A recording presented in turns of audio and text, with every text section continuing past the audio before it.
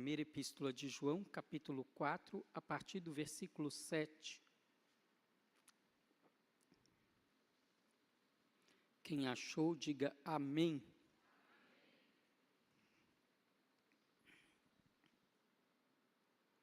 Assim diz a palavra de Deus. Amados, amemo-nos uns aos outros, porque o amor é de Deus. E qualquer que ama é nascido de Deus e conhece a Deus. Aquele que não ama não conhece a Deus, porque Deus é amor. E nisto se manifestou o amor de Deus para conosco, que Deus enviou o seu Filho unigênito ao mundo para que por ele vivamos. Nisso está o amor, não em que nós tenhamos amado a Deus, mas em que ele nos amou a nós e enviou o seu Filho para propiciação pelos nossos pecados. Amados, se Deus assim nos amou, também nós devemos amar uns aos outros. Ninguém jamais viu a Deus. Se nos amamos uns aos outros, Deus está em nós, e em nós é perfeito o seu amor. Nisto conhecemos que estamos nele, e ele em nós, pois que nos deu do seu Espírito. E vimos e testificamos que o Pai enviou o seu Filho para Salvador do mundo. Qualquer que confessar que Jesus é o Filho de Deus, Deus está nele e ele em Deus. E nós conhecemos e cremos no amor que Deus nos tem. Deus é amor. E quem está em amor está em Deus e Deus nele.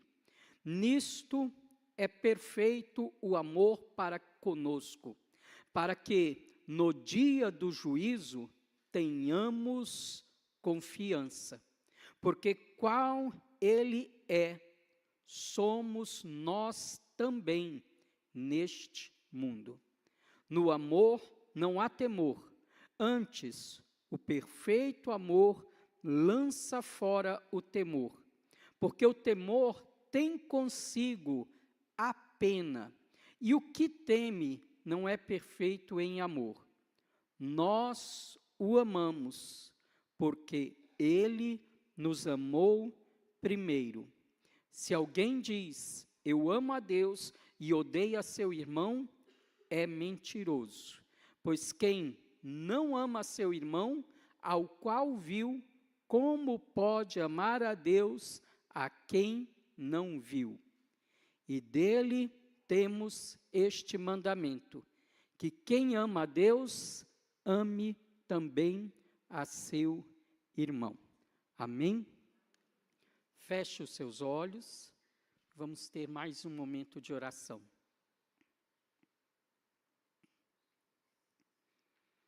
Senhor, nós te louvamos pela tua palavra, nós te glorificamos, Senhor, pelo teu ensino, pela tua presença.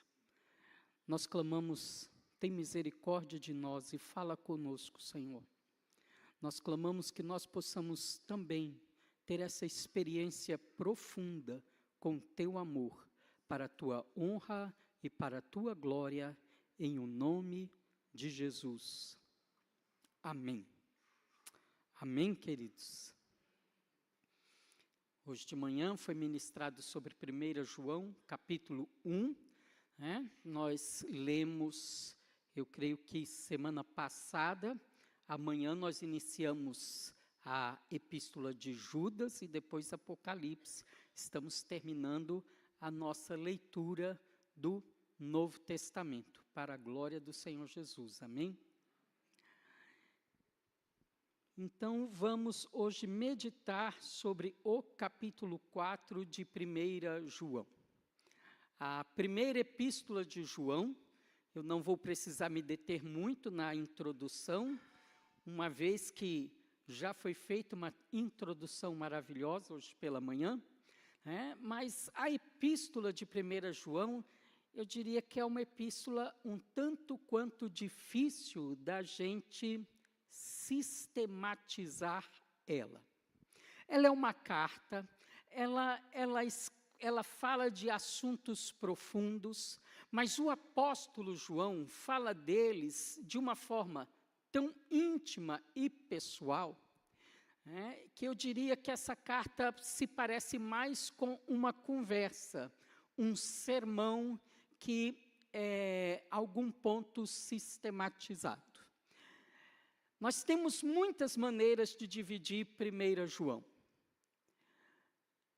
E depois de ver diferentes maneiras, talvez eu fique com esta, de que o ponto central de 1 João é que Deus quer falar da nossa comunhão com Ele. Amém? Este seria o ponto central de 1 João, a nossa comunhão com Deus. Nós temos no capítulo 1, o versículo 5, a primeira parte dessa epístola. No versículo 5 diz: esta é a mensagem que dele ouvimos e vos anunciamos, que Deus é luz e não há nele trevas nenhuma. Amém? Então, a primeira parte dessa epístola está falando sobre isso. Deus é luz, e nele não há trevas nenhuma. E a segunda parte dessa epístola vai começar no capítulo 3, versículo 11, aonde ele dirá, assim como na nota introdutória, porque esta é a mensagem que ouvistes desde o princípio, que nos amemos uns aos outros. Então, a segunda parte é sobre o amor de Deus. E apesar dela começar aqui em 3:11, talvez a melhor divisão seja dizer, Deus é amor. Amém? Então, essas são as duas grandes divisões sobre a nossa comunhão com Deus. Deus é luz e nele não há trevas. Segunda divisão, Deus é amor. E precisamos amar uns aos outros.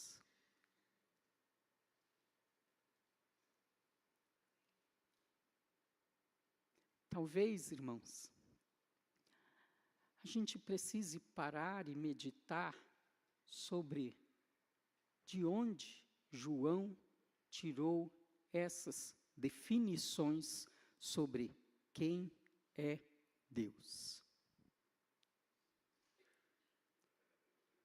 Quando eu leio essa epístola de João, eu lembro que ele também escreveu o Evangelho de João, um evangelho completamente diferente dos outros. Completamente assim, ele não segue a mesma linha dos outros.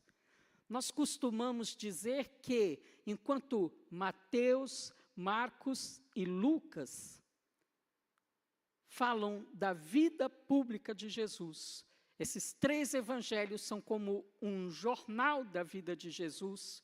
O Evangelho de João é como se fosse um diário. Ele é escrito de forma muito íntima. Ele escreve, então, essa epístola, a segunda epístola, a terceira epístola de João e o livro de Apocalipse, que é a completação de toda a obra de Deus. E o meu foco aqui hoje, irmãos, é a gente poder perceber este apóstolo João. Não olhar para ele, mas olhar para quem ele estava olhando.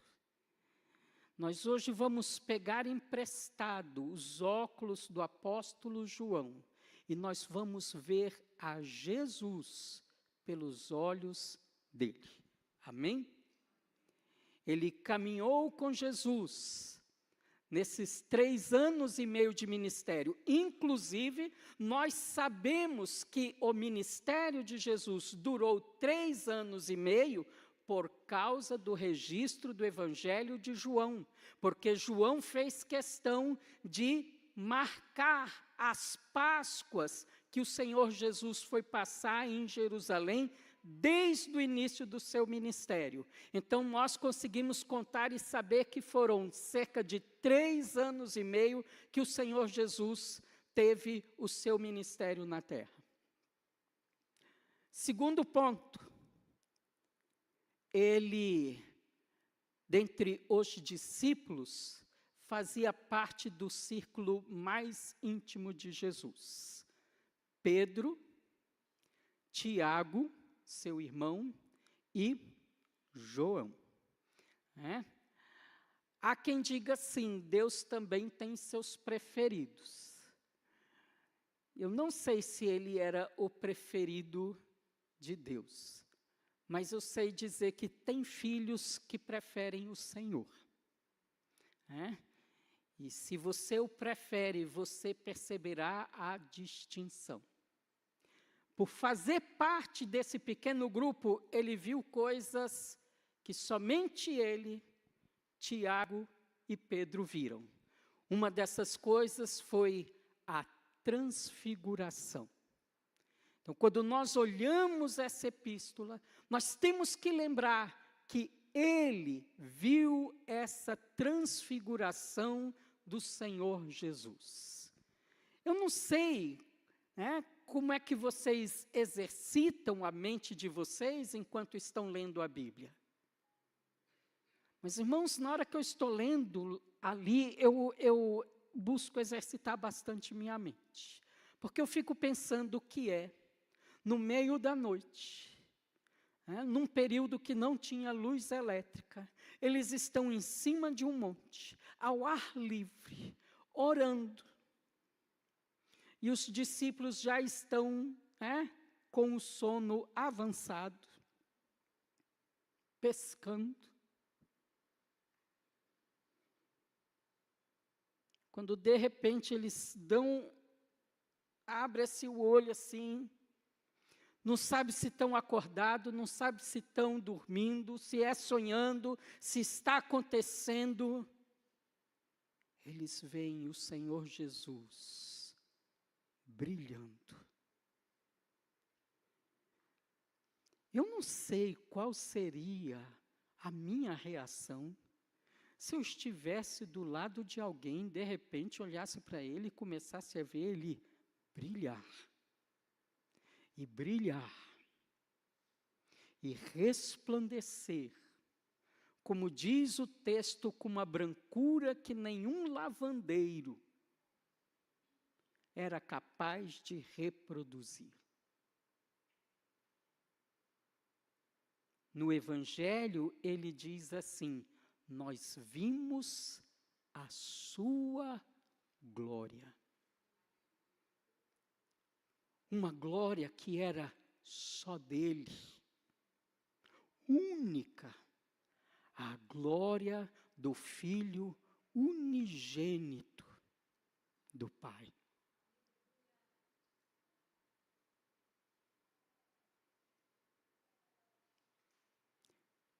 Mas de tudo que João viu, há algo muito especial, porque ele foi o único apóstolo a ver. Ele foi o único apóstolo que assistiu toda a crucificação do nosso Senhor Jesus. A palavra diz que todos fugiram. Ali no jardim do Getsêmani. João ainda consegue entrar na casa do sumo sacerdote. Não sabemos por quê, mas ele tinha uma amizade com o sumo sacerdote, ou com alguém da casa, que permitiu a entrada dele, e por causa da entrada dele, Pedro também pôde entrar junto. Ele acompanhou os julgamentos.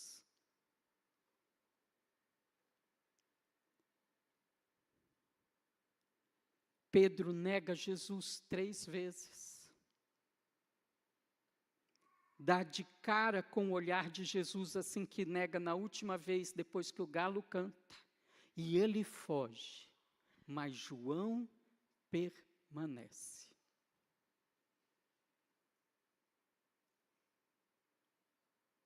E eu fico imaginando João caminhando, vendo o Senhor carregando a cruz, até chegar o Gólgota. E lá ele enxerga o seu Senhor, tendo as suas mãos perfuradas pelos cravos, os seus pés, aquela cruz levantada, e ele acompanha as palavras que o Senhor Jesus disse na cruz. Sabe o que eu gosto de ler a Epístola de João nessa altura do ano? É que a gente vai lendo ela e a gente tem que relembrar tudo que leu no início do ano. A gente vai lendo e vai relembrando o que está registrado nos evangelhos. Porque quando eu vejo o apóstolo João dizendo aqui, de uma forma tão dele, de uma forma tão única, Deus é amor. Eu fico pensando de onde ele tirou isso.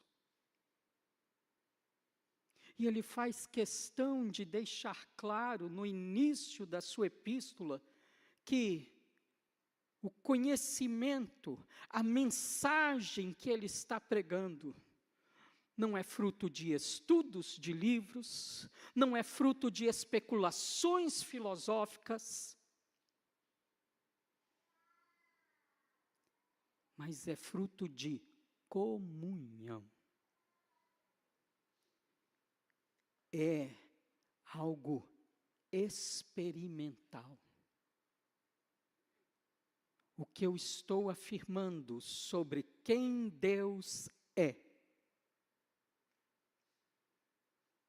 Meu Deus, quantas definições João dá de Deus e de Jesus só nessa epístola. E ele vai dizer, eu posso definir muito bem quem é Deus.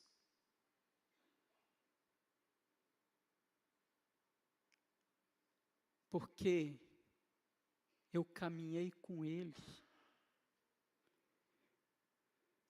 Eu sentei na mesma mesa que ele. Nós comemos juntos, bebemos juntos. Eu deitei no colo dele. Você já parou para pensar o que é isso? Na última ceia, João está reclinado no peito de Jesus. Eu fico imaginando João ali, encostado, ouvindo as batidas do coração do Senhor Jesus.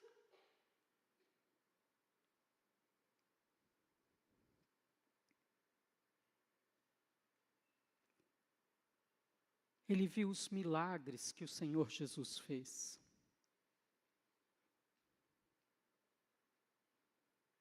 E é Ele quem nos faz saber pelo seu registro qual foi o primeiro milagre. Ele faz questão de deixar assim, esse foi o primeiro milagre público de Jesus, que está registrado lá no capítulo 2 do seu Evangelho. Ele transformou água em vinho na festa de casamento, em Caná da Galileia.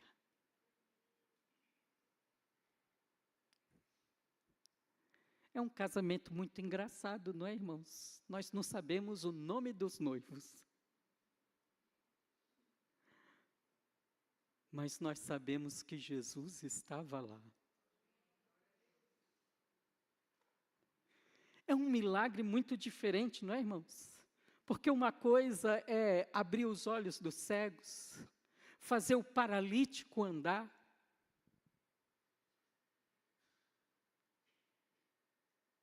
Mas transformar a água em vinho para salvar uma festa de casamento?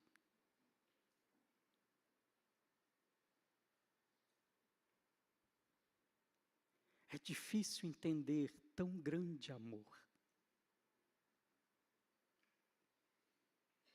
Jesus estava lá, o vinho acabou, alguém falhou nessa festa. Que vergonha, não é, irmãos? Ia dar uma fofoca no dia seguinte, hein?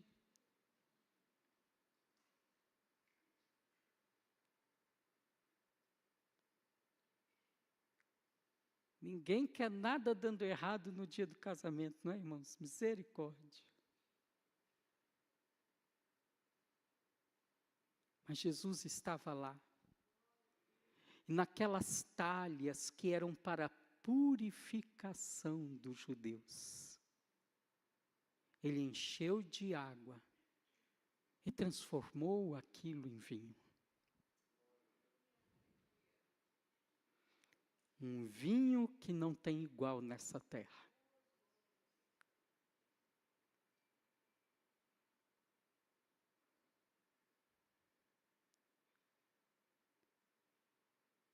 Mas ali ele estava revelando que o sangue dele, porque lembra, eram talhas de purificação, que o sangue dele, pela nova aliança, iria nos purificar do nosso pecado, ia nos restaurar como uma noiva para ele. E o propósito de Deus poderia novamente ser cumprido, e a alegria seria completa. Amém? E ele faz questão de dizer que ele está nos escrevendo aqui, para que a nossa alegria seja completa. Deus é amor. Mas João chega a esta conclusão, porque ele enxergou esse amor em ação.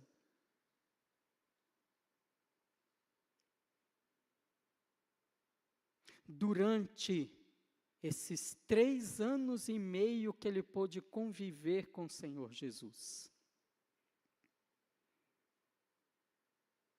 Em cada palavra que ele ouviu, em cada milagre que ele viu.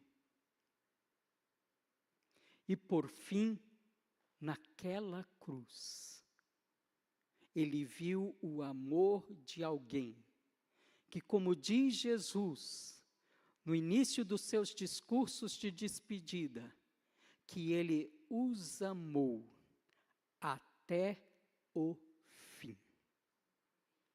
Jesus nos ama completamente.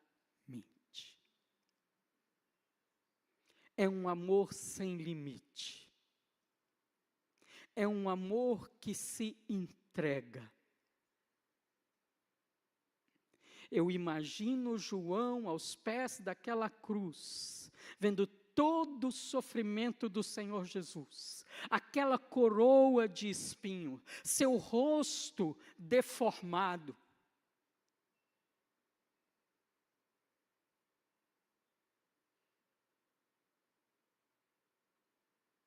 Enquanto pessoas diziam coisas horríveis na crucificação,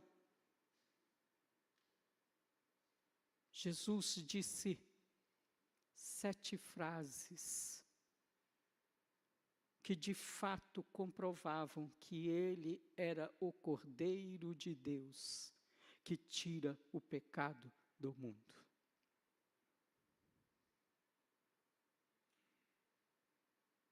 A preocupação dele naquele momento com a sua mãe, e de olhar para João e dizer: João, eis aí a tua mãe. Mãe, eis aí o teu filho. Ele morrendo e sofrendo, e cuidando do coração daqueles que ele ama.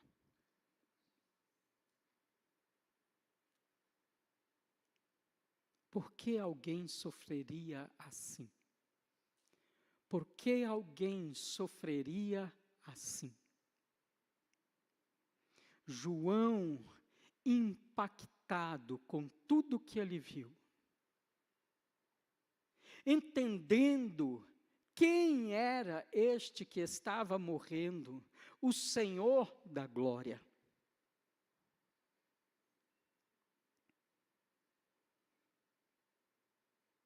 Eu não sei a quantos enterros você já foi na sua vida.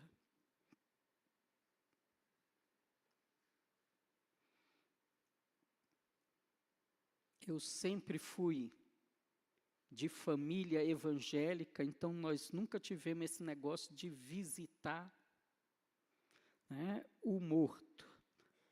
Porque aqui existem algumas tradições, aqui no Brasil, né, de ter que voltar lá no cemitério visitar o morto. Alguns fazem isso dia de finados. Mas Jesus e os discípulos foram visitar o morto 4 dias depois. Não por alguma tradição. Na cabeça dos discípulos era porque Jesus não podia estar ali presente e se despedir. Na linguagem, se não me falha a memória de Tomé, vamos morrer com ele também.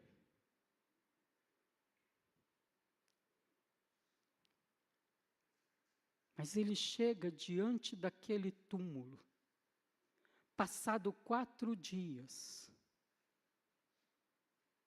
e ele diz para Marta, remova a pedra.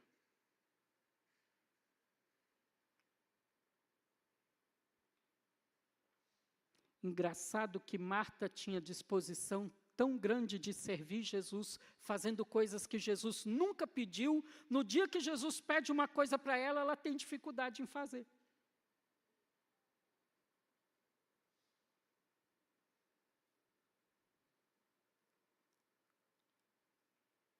E ela diz para Jesus, como se ele não soubesse, Senhor, ele já cheira mal. Já passou 4 dias.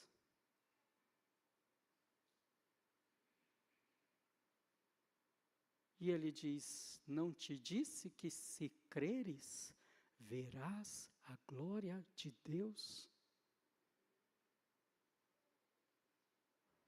E ela tira a pedra. Jesus ora, dando graças, dizendo, Pai, Tu sempre me ouves. Ele orou por um testemunho. E vira e diz, Lázaro, sai para fora.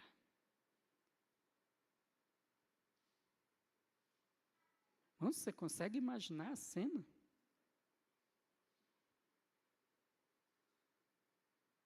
De repente, um morto de 4 dias, todo enrolado em panos, parecendo uma múmia, sai andando daquele túmulo. Você consegue imaginar isso, irmãos? O impacto que é isso?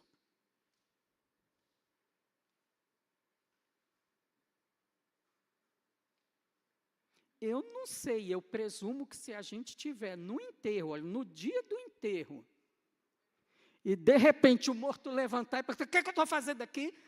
A maioria de nós sai correndo. Se é que não vão ter que fazer caixão para nós, porque alguns vão morrer. do susto.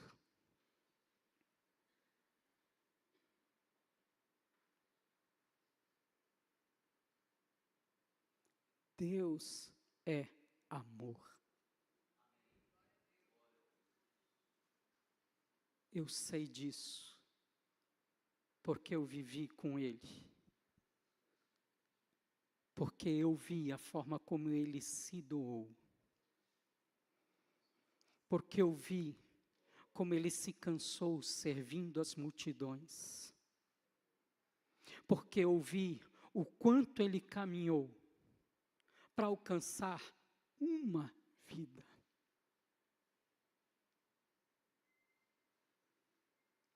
Eu vi, eu ouvi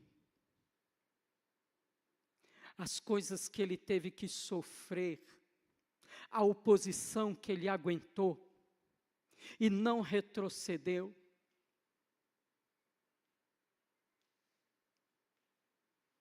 E Ele foi até aquela cruz e derramou todo o seu sangue para que os meus pecados e os seus pecados fossem perdoados. Ele é o Filho de Deus. Se Ele quisesse, Ele pediria uma legião de anjos.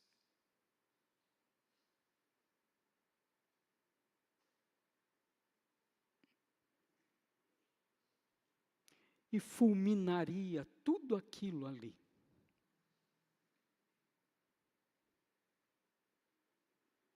João sabe que Deus é amor. João não era falante como Pedro. Ele falava muito menos que Pedro. Nós não temos registros de João falando no primeiro ano do ministério de Jesus, nem no segundo ano do ministério de Jesus. Nós temos registros de João falando no terceiro ano do ministério de Jesus. E alguém que fala tão pouco, a gente devia esperar que quando abrisse a boca falaria coisas maravilhosas, não é? Mas os poucos registros de João falando, a gente lembra que Pedro acertou algumas e errou outras, né? João errou todas.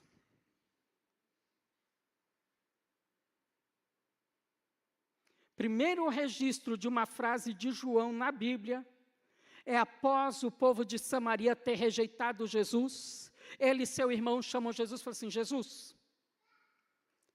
se o Senhor quiser, só o Senhor autorizar, nós mesmos vamos orar e vai descer fogo do céu e vai consumir esse povo tudo.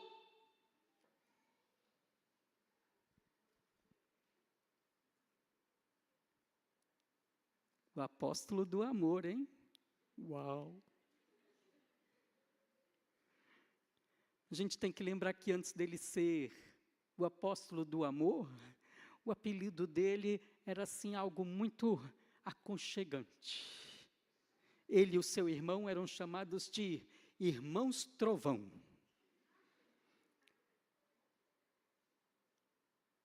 Deviam fazer um barulho, hein? Jesus vira para eles e diz assim: vocês não sabem de que espírito eu sou. Resposta dura, não é, irmãos? Nós temos um episódio que marcou todos os discípulos. Dessa vez, João não teve coragem de falar, mas foi a mãe dele que foi pedir. Senhor, quando entrares no teu reino, permite que um se assente à direita e o outro à esquerda. Diz que os discípulos todos, né, ficaram zangados com aquilo. Nós estamos falando do último ano de ministério. Estamos lutando por posição, estamos lutando por poder. Quem vai ser mais importante? E Jesus diz: quem vai sentar à direita e à esquerda, não compete a mim decidir, compete ao Pai. Mas se vocês puderem passar pelo batismo que eu passarei, e beber do cálice que eu beberei, responderam sem pensar, sem entender, podemos, Senhor. E beberam mesmo.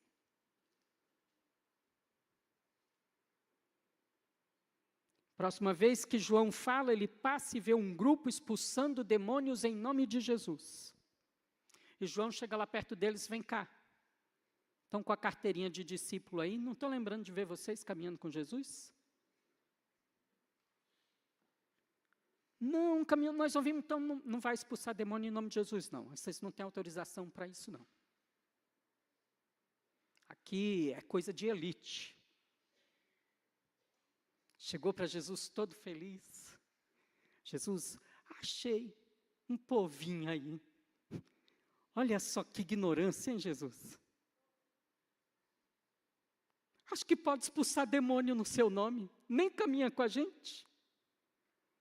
Jesus deu outra resposta gostosa. Quem comigo não ajunta, espalha.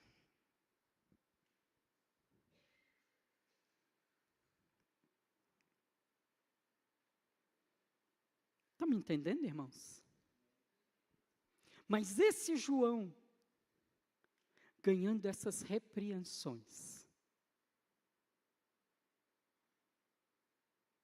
ele diz que é o discípulo amado. Eu também gosto de lembrar disso, irmãos. Ninguém é que diz que João é o discípulo amado. Ele diz, o discípulo amado. Ele não põe o nome dele lá no Evangelho, mas ele fala assim de si mesmo. O discípulo que Jesus amava. E depois de ganhar tanta bronca, ele não ficou emburrado e distante de Jesus. Se vou falar mais, não, eu mal falo. Quando eu abro a boca, eu só ganho bordoada. Disse assim, esse homem me ama. Vou ficar mais pertinho dele. E deitou no colo dele. O amor perfeito lança fora todo o medo. Irmãos, eu não consigo imaginar outra coisa quando eu leio esse versículo. Eu consigo ver João simplesmente deitado no colo de Jesus, pensando, como é bom estar aqui. Este é o meu lugar. No Evangelho de João registra que Jesus estava no seio do Pai. Na ideia de Jesus se reclinar no seio do Pai. E é absolutamente a mesma expressão que é usada no fim do Evangelho para dizer que João estava reclinado ao seio de Jesus. Porque nós fomos chamados para esta comunhão.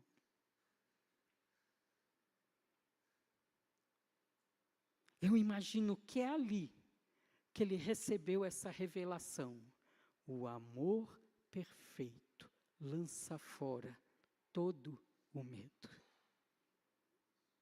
Antes de conhecer Jesus, nós tínhamos medo do juízo, nós tínhamos medo do julgamento, por causa da condenação que nos pesava. Mas por causa desse amor de Jesus, que derramou o seu sangue naquela cruz para nos perdoar e nos lavar. Como diz no versículo 17 do capítulo 4 de 1 João, eu agora posso chegar no juízo com confiança.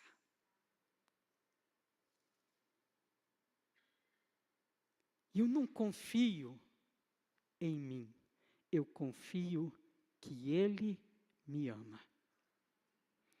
O mundo de hoje diluiu o amor, deteriorou a ideia de amor, deturpou o que é o amor. Mas ele diz: quer conhecer o que é o amor? Olhe para Jesus. Ele se sacrificou por nós. Não houve um dia da vida dele que ele viveu para ele mesmo. Ele viveu todos os dias para o seu Pai e para nos amar e nos redimir e nos transformar. Este é o amor de Deus. Amor de Deus não é faz o que você quiser. Amor de Deus é o que Jesus fez. E nós não confiamos no nosso amor por Deus, no que eu posso fazer por Ele. Porque Ele vai deixar bem claro e registrado aqui: nós o amamos, porque Ele nos amou primeiro. É essa manifestação de Deus, de Cristo Jesus, que fez com que João pudesse saber muito bem quem é Deus. Nós precisamos, irmãos, nos entregar a este amor. E nossa experiência com o Senhor não pode ser uma experiência de ouvir dizer. Mas você precisa, na palavra, contemplar esse amor de Jesus. E você precisa clamar: Senhor, torna esta a minha experiência. Eu preciso experimentar do amor de Deus assim. Eu preciso ser marcado por esse amor. E eu preciso ter essa convicção de que eu sou amado, de que Ele morreu pelos meus pecados, de que Deus é amor, não é só uma frase, é uma experiência clara da minha vida com o Senhor Jesus. Eu sei que Ele morreu por mim, eu sei o que Ele fez por mim. Eu sei que essa palavra não foi simplesmente para aqueles que estavam ali, mas foi também para me alcançar, porque Deus é amor. Ele termina a sua epístola, e nós vamos pensar nas nossas aplicações, já aqui, nessa própria epístola. Lá no capítulo 5, a partir do versículo 20. E sabemos que já o Filho de Deus é vindo e nos deu entendimento para que conheçamos ao verdadeiro. E no que é verdadeiro estamos, isto é, em seu Filho, Jesus Cristo. Esse é o verdadeiro Deus e a vida eterna. Filhinhos, guardai-vos dos ídolos. Amém. Irmãos, toda vez que João diz quem Deus é, ele diz que nós precisamos dar uma resposta a isso. Deus é luz, por isso quem tem comunhão com Ele anda na luz. Deus é amor, por isso quem tem comunhão com Ele ama uns aos outros.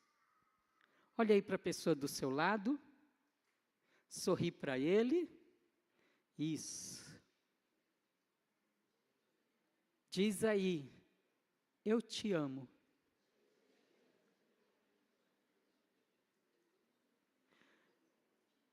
João vai dizer, não diga isso apenas em palavras, mas ame de fato e em obras. Amém? Nós nos comprometemos uns com os outros. Então, se hoje eu posso estar aqui no púlpito, é que alguém me amou o suficiente para que Jesus pudesse, através dele, se revelar a mim. Alguém foi ousado o suficiente de vencer o medo para me falar de Jesus. Alguém me amou o suficiente para, no dia do meu erro, chegar ao meu lado e dizer, Augusto, não fala assim não, não caminha assim não. Isso não agrada a Deus. Alguém se comprometeu comigo, ao ponto de me auxiliar nas minhas fraquezas, de me ensinar a crescer no Senhor, de me convidar para as reuniões, para a comunhão, para que o propósito de Deus pudesse se cumprir na minha vida. Então, primeira aplicação, ame o seu próximo. Segunda aplicação, provavelmente alguém aqui já foi ofendido. E talvez você tenha dificuldade de perdoar. Quem é nascido de Deus, ama. Tome uma decisão de perdoar. Amém? Nós precisamos perdoar, assim como Deus nos perdoou. Terceira aplicação, leia a palavra. Estamos aí, né? Leia, faça sua devocional. Quer conhecer o Senhor? Conheça Cristo Jesus. Quando nós conhecemos a Cristo, nós somos libertos, irmãos, porque todos nós temos a inclinação de produzir os nossos ídolos à nossa imagem e semelhança. João está dizendo, o meu Deus não é uma projeção do meu ego, dos meus desejos, da minha cobiça. Eu sei quem meu Deus é, porque eu olhei para Cristo Jesus, e Ele é a exata expressão de Deus Pai. E você vai ver Cristo Jesus nessa palavra. Amém? Se coloque em pé.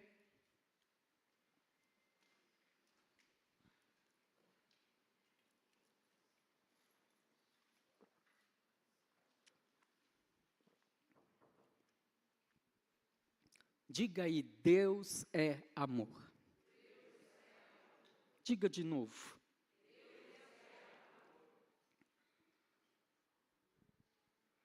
Feche os seus olhos.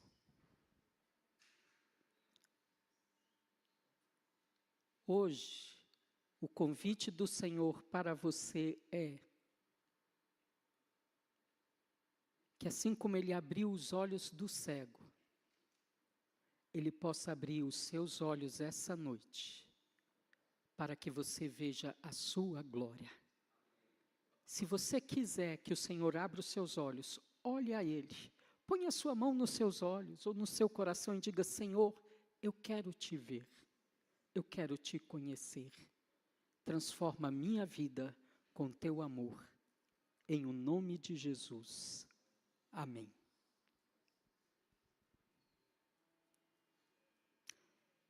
Pai, nesse mundo, os nossos olhos se ocupam com tantas coisas, que às vezes até achamos maravilhosas. Quantas vezes, Senhor, nos distraímos com visões de coisas dessa terra, com grandiosidades que o homem construiu.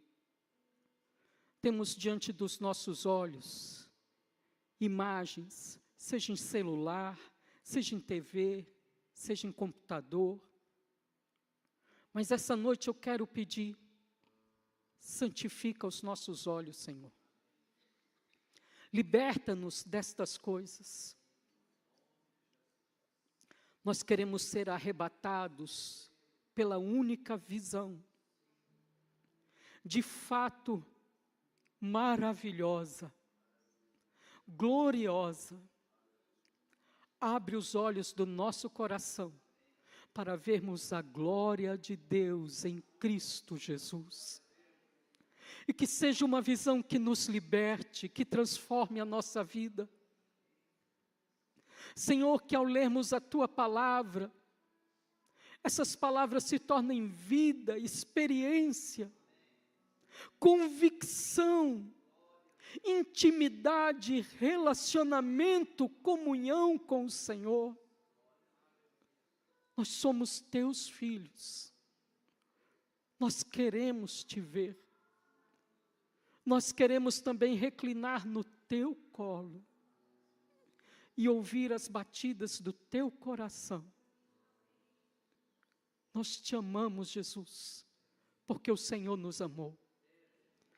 Dá-nos uma revelação mais profunda do Teu amor por nós, em o nome de Jesus. Amém.